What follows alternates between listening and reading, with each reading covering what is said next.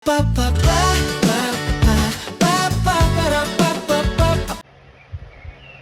Senator Risa Hontiveros, ang pambansang alternatiba, ang siyang bagong pag-asa para sa tunay na reforma. Hello mga kapaps at mga kamoms, kumusta na kayong lahat diyan? Magandang buhay!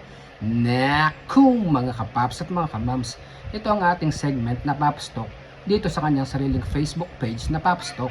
Kaya naman sa mga hindi pa nakapag-follow dito sa ating FB page na Popstock, ay mag-follow na rin kayo dito. Siyempre, nawa isuportahan ninyo ang bagong FB page na ito na Popstock.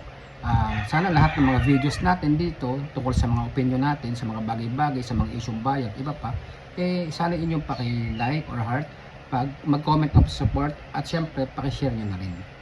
Yun nga yung paksa natin na sinabi kanina, na si Senator Risa Hontiveros, ang pambansang alternatiba, ang bagong pag-asa para sa tunay na reforma. Bakit ko nasabi siyang alternatiba, pambansang alternatiba? Bakit ko nasabing gano'n? Sa mga pangalang lumulutang naman, ay bat naman ng corruption o hindi makapagbaliwanag namang issue tungkol sa corruption na nauugnay sa kanila. Si Senator Risa, hindi siya napasama sa issue ng anumang corruption at katiwalian. Yung ipinupukol sa kanya na PhilHealth Queen, na siya raw kasama sa corruption, sa issue ng corruption niya sa PhilHealth, hindi totoo yan. Kasi ultimo ang ating mga journalist at ang ating mga investigative journalist natin, ang mga grupong ito, halimbawa ng Vera Files, ng Rappler, mag-fact check tayo, mag-research tayo doon, mag-search natin yung issue na yun. At makikita natin na mismo ang mga pinagpipitagan ng mga journalist groups, investigative journalist groups gaya ng Vera Files, ng Rappler, ay nagpapatunay na hindi dawit si Senator Risa.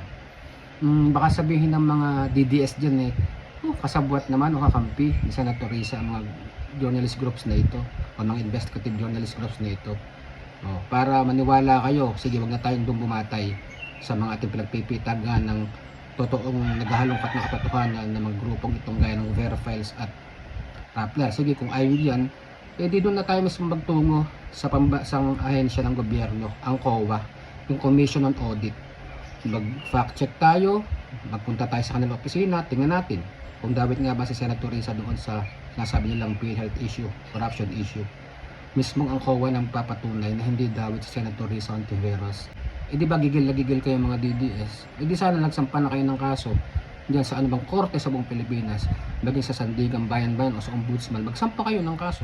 Pero wala nga talaga may ikakaso sa Senator Risa Hontiveros kasi walang nagpapatunay na ebidensya na siya'y dawit doon. Kung meron yan, di sana noon pa kayo nagagaliiting magpasa sa taas o sa hukuman ng mga kaso para sa kanya. Dahil wala nga, walang batayan, walang ebidensya, hindi talaga siya dawit, kaya wala kayong maipukol na kaso sa kanya o may sampang kaso sa kanya. Kaya patuloy na lang nagagawa ninyo, puro paninira na lamang ng PhilHealth Queen issue sa kanya. Tapos, bakit siya alternatiba? Dahil siya lamang ang nag-iisang Hontiveros na nakaupo sa ating pambansang posisyon sa ating pamahalaan. Hindi siya galing sa political dynasty, hindi siya galing sa political clans, hindi siya hawak ng mga oligarko o ng kahit mga mayamang mga kapitalista. Siya ay nanalo, 3 beses natalo, 2010, 2013, subalit ng 2016, siya ay nanalo dahil sa paniniwala ng sambayan ng Pilipino na isa siya sa karapat-dapat, maayos at malinis na mamumuno sa ating bansa bilang senador, kaya siya ay nahalal. At sa 2028 nga, para sa aming mga naniniwala sa kanya, siya ang pambansang alternatiba na karapat-dapat na mamuno sa ating bansa. Bakit?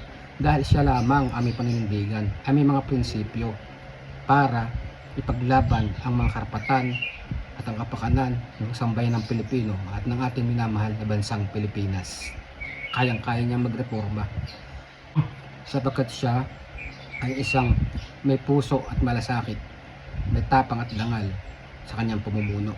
Magsama-sama tayo, tulungan natin siya na maging pambansang alternatiba para matupad ang pambansang reforma sa ating burokrasya o sa ating pamahalaan upang magkaroon na ng tunay at pangmatagalang kapayapaan at kaunlaran ng ating minamahal na bansang Pilipinas. Kaya si Senator Risa ang pambansang alternatiba o bagong pag-asa na may kakayanang magdala ng tunay na reforma. Okay, thanks for watching. God bless and I love you all. Mwah, mwah, chup, chup, mugs. Para pa pa pa.